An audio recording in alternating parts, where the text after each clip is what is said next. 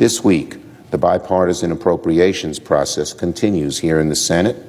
Tomorrow, we'll take the first procedural vote on a package of 3 appropriation bills: military construction, Veterans Affairs, agriculture, and transportation HUD. Earlier this year, Democrats and Republicans reached an agreement on next year's spending levels as part of our work to avoid default. These bills honor that agreement. Reaching bipartisan consensus on these bills certainly wasn't easy, and it took plenty of compromise, lots of negotiations, and understanding that neither side would get everything it wanted. But each of these bills received unanimous support in committee, these 3 bills, from Republicans and Democrats.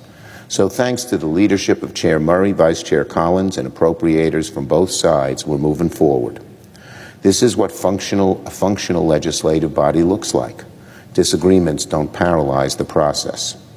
Now, as we process these appropriations bills through the floor, Congress must also avoid a pointless government shutdown later this month.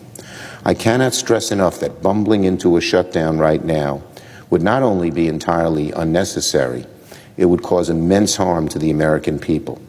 It could undermine so much of the progress we've made to lower costs, grow our economy, and restore the tens of millions of jobs lost during the worst days of COVID.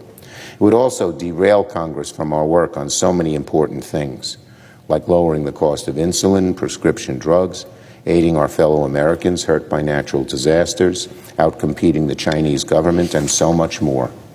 All of this would be undermined by a government shutdown. We certainly don't need to go down that road. The Senate has shown that bipartisan compromise is entirely possible, even in these divided times. When the House gavels back into session tomorrow, I implore House Republicans to follow the Senate's example.